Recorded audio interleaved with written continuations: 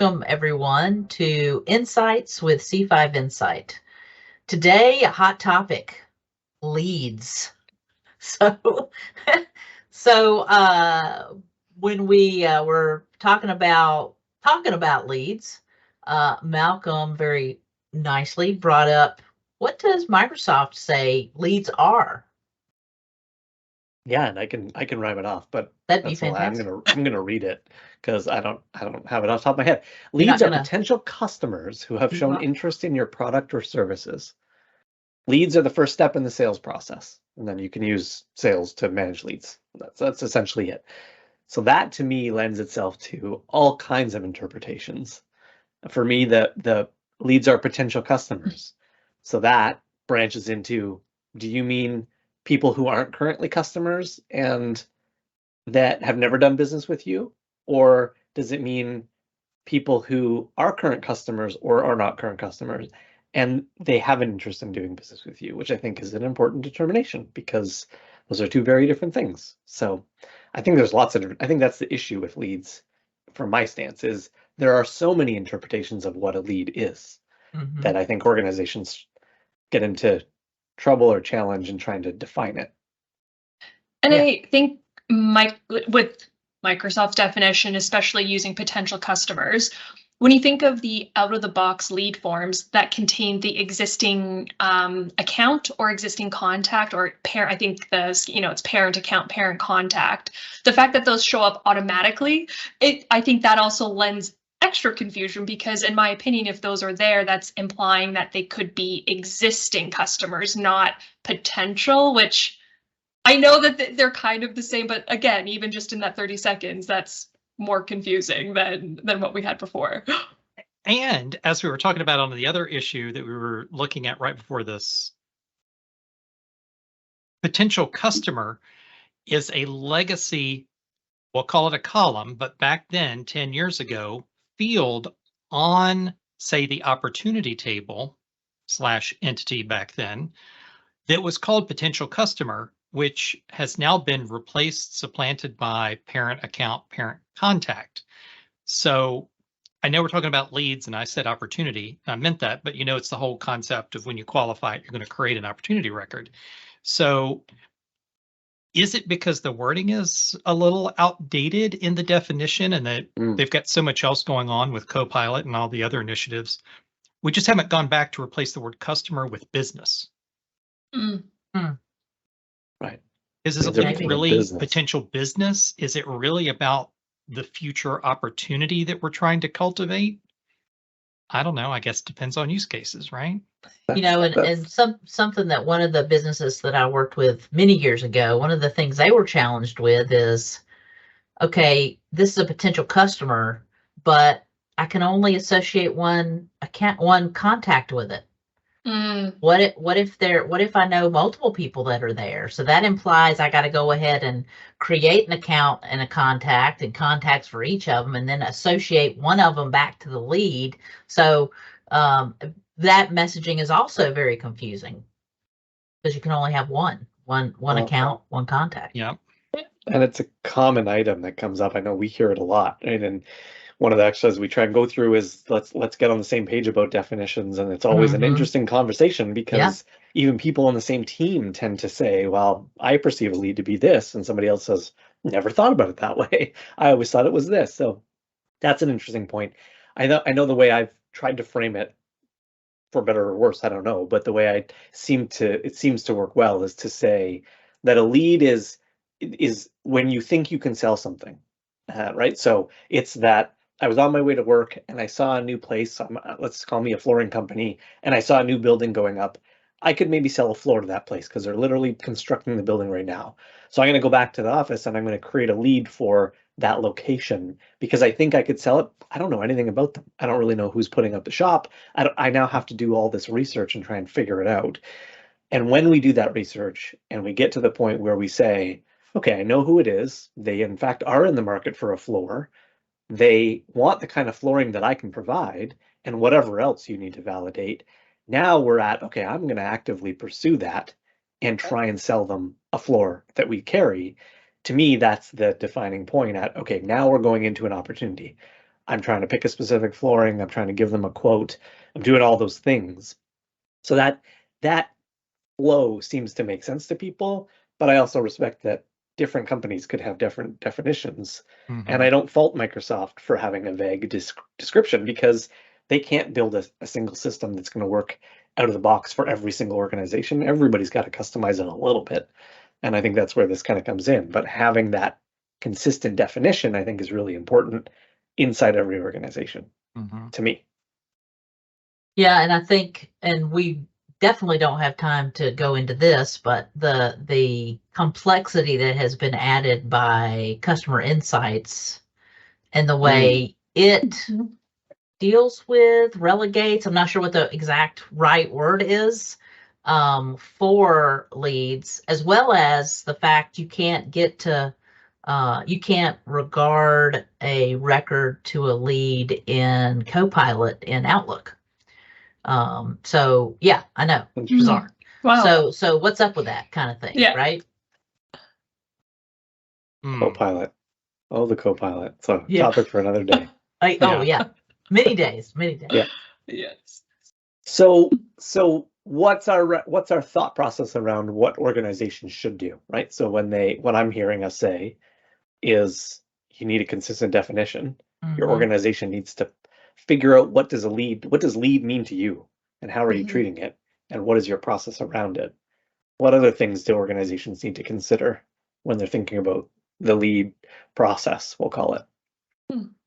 I wonder if it's thinking about that you may not need exactly what's provided to you out of the box. And I don't, necessarily know a better way to frame that, but not with leads in particular, but I've had instances where we've nixed the opportunity process within the lead to opportunity sales process. So there's some instances where it goes lead and you qualify straight to an account and contact and just completely remove opportunities just based on the business process, the business use case.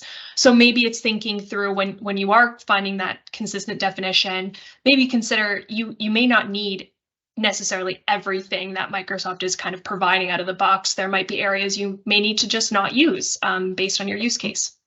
Yeah. And leads might be one of those things. 100%. It could be, right? Yep. Yeah. I know a lot of times we leverage it with companies because it's a nice, handy shortcut on one form to collect a lot of information that we can then divide up among those 3 different record types: account, contact, and opportunity. Yeah. So it is convenient in that regard. And especially now that we can kind of toggle that feature of, do we really want to include opportunities or not? Or account or not, or contact or not. I wish for that feature, and maybe down the road they'll give this to us where you don't have to select it every single time. What if it's just a system setting to say that every time I want an account and a contact, but I never want an opportunity, don't ask me, this is the way I want it to be for everybody in the system. Yeah. But Right. I'll Without take having to a hack in. Yeah, exactly. It also raises an interesting discussion I've heard a few times at customers where they're I'll call it the qualification process for whether we should do business with this. So, the example I used about I drove by the flooring company, so I entered it as a lead because I didn't do business. I'm really using the lead in that scenario to validate information about this, not only the potential sale, but it's almost before that. Is this a company I'd want to do business with, that I can do business with, that I should do business with? So it's like this area where you're confirming and validating that it's a viable customer. So then you get into the sale part of it. And that's an interesting use case too, because we often see, I've seen this a number of times, the debate actually comes, do we want to use the lead for existing? Literally, we have the customer already. Do we put a lead in and then qualify that almost immediately? And I've heard great use cases on both sides. People say, yeah, that totally makes sense. We want to do that. We want to track that from lead to sale all the way through. And then you get the salespeople using it saying, why do I need to enter a lead when I'm doing so to click save and then qualify immediately? Why don't I just create an opportunity? Because that's really what I'm dealing with. And it's a great question. It's a good conversation for an organization to have. So you brought up a good point, Malcolm, about qualifying a lead. I think that in a lot of organizations, the group that qualifies a lead, validates it, if you will, is different than the group that will actually go through the process of selling, right? So another consideration to using leads might be that the group that qualifies that lead, makes sure it's a viable lead, is a different group. And so once it gets qualified, it gets pushed to a different group, a separate group from that. So that might be another use case to use leads. Marketing qualified versus sales qualified is Yep. a common way I see that. Yeah, differentiation. exactly. Yeah. Interesting. And whatever that looks like, back to your earlier point about customer insights journeys in particular, formerly marketing for anyone who's watching and doesn't know what we're talking about. The fact that in the old days, you could only make contact records where marketing was concerned. You could only market to contacts. You couldn't market to leads. Then we got a little bit of give there from Microsoft, and they said, okay, we'll let you make both a lead and a contact record. So you can kind of have your cake and eat it too. And now we're in this new mode with customer insights journeys where you have to choose one or the other, and you cannot have both without duplicating your work effort. Adds a whole new layer into things to think Interesting, about. isn't it? Yeah. Okay, so let's do a round table. We have like a minute and a bit left. So what's one tip each of us can share for organizations who are maybe not using leads and they're thinking, should we or shouldn't we? What's a question that they maybe need to ask themselves and think about as an organization? Who wants to start? I'll start. On the spot. I think really think about this concept of perhaps potential versus existing and how that works within your processes.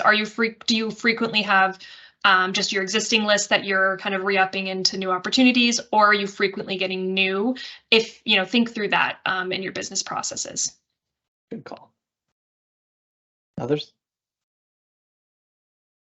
I am going to go with, as a recommendation, 100% sit down with a whiteboard and or piece of paper, no laptops, no technology, no nothing in front of you, and define what it is your business needs are first, to make sure that you're making that consideration before you look at the technology, because we should always work towards making the technology automate, facilitate our existing processes, not the other way around. Absolutely. And we know with the flexibility of Dynamics, you can do that. We can make it do all kinds of stuff. A lot of it out of the box now, some of it with Copilot's assistance, but we know we can do it. Yeah, absolutely. I would say, after you've done that evaluation, assuming you have a sales process, you may not have one yet, you may not have a well-defined sales process, get that defined first, as Patrick was saying. And it's okay not to use leads. It's okay. You don't have to. Well, and I would say on that note that you guys are talking about creating definition, having discussion, document it and socialize that inside your organization, right? A glossary of terms of sorts, something that says, okay, listen, we fleshed through all of this. Here are our official definitions. When we say the word lead, this is what we mean. And agree or disagree, we have agreed to the fact that these are the terms, right? So that's what it means to us, and that's how we're treating it, so that everybody's on the same page. And anywhere you can reinforce that, I think is wise. So yeah, absolutely. So hopefully you've taken something from that conversation. If you're an organization who's dabbling in the like, should we, shouldn't we on leads, hopefully it gives you a little bit of insight, if you will, to think about and things to contemplate. If you're already using leads, maybe it's time to kind of reimagine it a little bit. Maybe you need those definitions to be a little more firm and less like Jell-O, and that will maybe get you going in the right direction if you're struggling with them a little bit. So hopefully helpful. Thanks for joining us, and we'll see you next time on Insights with C5 Insight. Bye-bye.